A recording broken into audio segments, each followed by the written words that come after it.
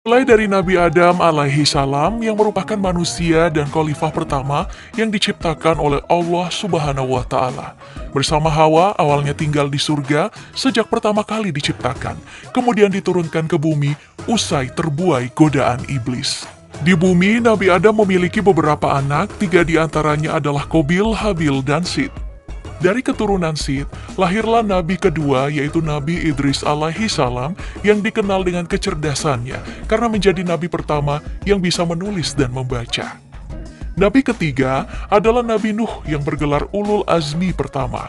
Ulul Azmi berarti memiliki cobaan berat namun mampu menghadapinya dengan penuh kesabaran, yaitu saat Nuh diperintahkan menyelamatkan manusia dan hewan dari banjir bandang, dan ia mendapatkan mujizat membuat perahu besar. Selanjutnya, ada Nabi Hud yang di saat kaumnya dilanda kekeringan sehingga tanaman mati dan tak ada sumber air. Ia mendapat mujizat berupa kemampuan menunjukkan hujan atas izin Allah. Nabi kelima adalah Nabi Soleh yang diutus untuk menyampaikan ajaran kepada kaum Zamud yang kala itu memiliki gaya hidup penuh kemaksiatan.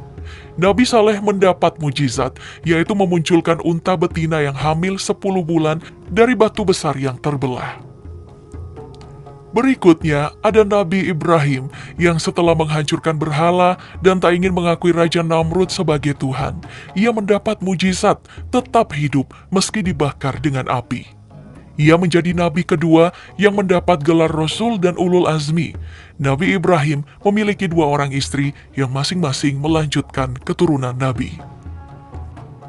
Nabi Ibrahim memiliki keponakan bernama Nabi Lut alaihi salam yang diutus Allah Subhanahu wa taala untuk menyelamatkan kaum Sodom dan Gomora yang memiliki perilaku seks yang menyimpang, dan ia selamat dari azab Allah berupa gempa bumi dan angin kencang.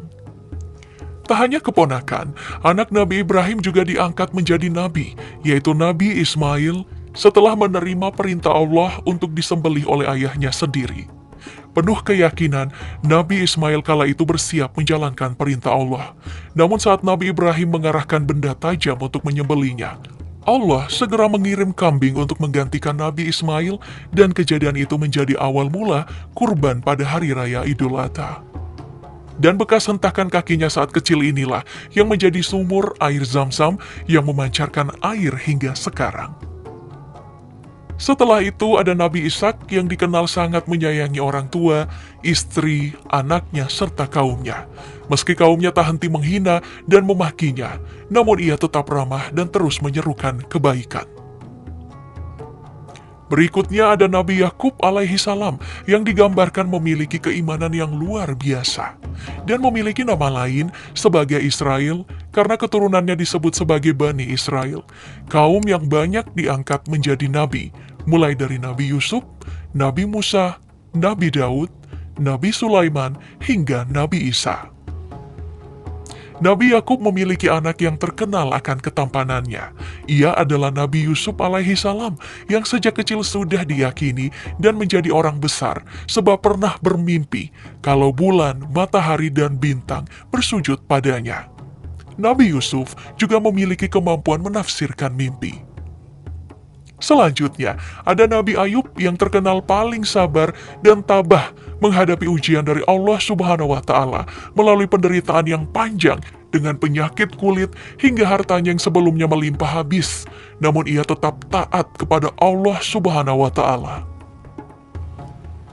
Berikutnya ada Nabi Syuaib alaihi salam diutus untuk kaum Madian yang mendapat ujian berupa badai panas, mendatangkan awan hitam hingga gempa bumi yang membinasakan sebab menolak ajakan Nabi Syuaib alaihi salam untuk menyembah kepada Allah Subhanahu wa taala. Lalu ada Nabi Musa yang paling terkenal mendapatkan mujizat, mampu membelah lautan ketika dikejar Raja Firaun menggunakan tongkatnya. Nabi Musa juga mendapat gelar Rasul dan Ulul Azmi.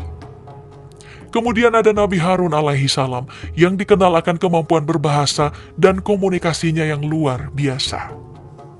Selanjutnya, ada satu-satunya anak dari Nabi Ayub alaihi salam yang selamat dari reruntuhan rumah, yang belakangan juga diangkat menjadi nabi, yaitu Nabi Zulkifli alaihi salam, dan dikenal sebagai raja yang adil dan bijaksana.